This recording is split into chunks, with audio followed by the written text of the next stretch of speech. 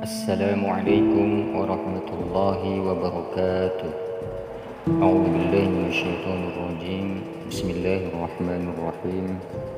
Kisah marah dan tidak terimanya Sayyidina Umar ibn Khattab jika gajinya sebagai khalifah dinaikkan. Umar radhiyallahu anhu juga biasa berdagang. Ketika ia menjadi khalifah, keperluannya dipenuhi dari Baitul Mal. Ia mengumpulkan para sahabat di Madinah Munawwarah lalu berkata, "Aku biasa berdagang dan sekarang kalian telah memberiku kesibukan sehingga aku tidak dapat berdagang lagi. Sekarang bagaimanakah dengan mata pencaharianku?"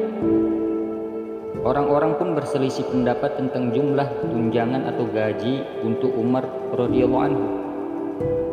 Sementara Ali radhiyallahu anhu hanya berdiam diri saja. Umar radhiyallahu anhu pun bertanya kepadanya, "Bagaimanakah pendapatmu wahai Ali?"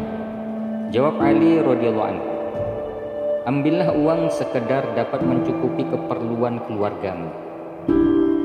Umar radhiyallahu anhu pun sangat menyetujui usul Ali radhiyallahu anhu tersebut. Maka ditentukanlah uang tunjangan untuk Umar ibn Khattab radhiyallahu anhu.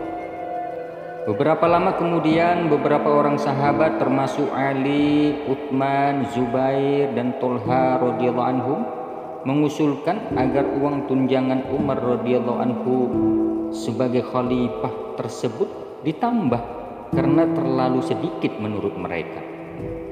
Tetapi tidak seorang pun yang berani mengemukakannya secara langsung kepada Umar ibn Khattab.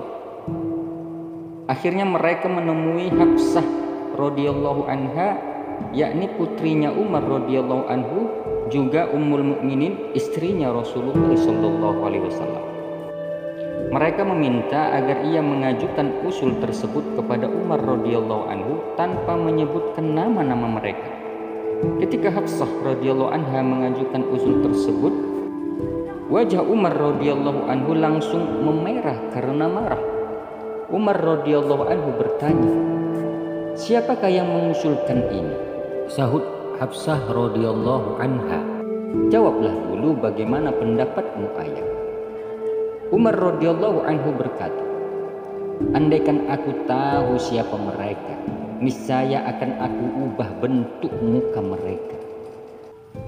"Hafsah, ceritakanlah kepadaku tentang pakaian Nabi Shallallahu Alaihi Wasallam yang terbaik yang pernah beliau miliki di rumahnya." Jawab Hafsah radhiyallahu anha, "Beliau memiliki dua pakaian berwarna kemerahan yang biasa beliau kenakan pada hari Jumat atau ketika menemui tamu." Kata Umar radhiyallahu anhu, "Sebutkanlah makanan terlezat yang pernah dimakan oleh Nabi Shallallahu Alaihi Wasallam di rumahmu." Jawab Hafsah radhiyallahu anha, "Roti yang terbuat dari tepung kasar lalu dicelupkan ke dalam kaleng berisi minyak. Kami memakannya ketika masih panas, kemudian dilipat menjadi beberapa lipatan. Pernah pada suatu hari saya menyapu sepotong roti dengan bekas-bekas minyak samin yang terdapat dalam sebuah kaleng minyak yang hampir kosong. Beliau Shallallahu Alaihi Wasallam memakannya dengan penuh kenikmatan dan beliau juga ingin membagi-bagikannya kepada orang lain." Umar radhiyallahu anhu berkata, "Sebutkan apa alas tidur terbaik yang pernah digunakan oleh Rasulullah Shallallahu Alaihi Wasallam di rumahmu." Hafsah radhiyallahu anha menjawab, "Sehelai kain tebal. Pada musim panas kain itu dilipat 4 dan pada musim dingin dilipat 2. Separuh digunakan untuk alas tidurnya dan separuh lagi untuk selimutnya."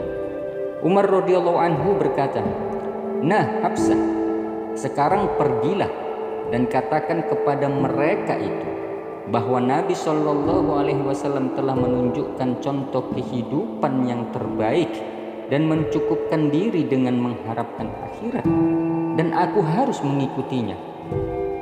Perumpamaanku dengan dua orang sahabatku, yaitu Rasulullah Shallallahu Alaihi Wasallam dan Abu Bakar radhiyallahu anhu, adalah seperti 3 orang musafir yang sedang melalui sebuah jalan yang sama. musafir yang pertama telah melalui jalan tadi dan telah sampai ke tempat tujuan. Demikian juga musafir yang kedua, ia telah mengikuti jalan orang yang pertama sehingga ia pun telah sampai ke tempat tujuan. Dan yang ketiga, sekarang ia baru saja melalui perjalanannya. Jika ia menempuh jalan yang telah ditempuh oleh orang-orang sebelumnya, maka ia akan menjumpai keduanya di tujuan yang sama. Jika ia tidak menempuh jalan orang yang mendahuluinya, tentu ia tidak akan sampai ke tempat mereka. Inilah contoh kehidupan seseorang yang sangat ditakuti oleh para raja ketika itu. Namun ia menjalani kehidupannya dengan zuhud. Pada suatu hari ia berkhutbah di depan para sahabatnya dengan mengenakan kain sarung dengan 12 tambalan, salah satunya ditambal oleh kulit. Mudah-mudahan kisah ini memberi manfaat dan menjadi iktibar untuk kita semua. Wallahu a'lam bishawab. Walhamdulillahirabbil alamin. Assalamualaikum warahmatullahi wabarakatuh.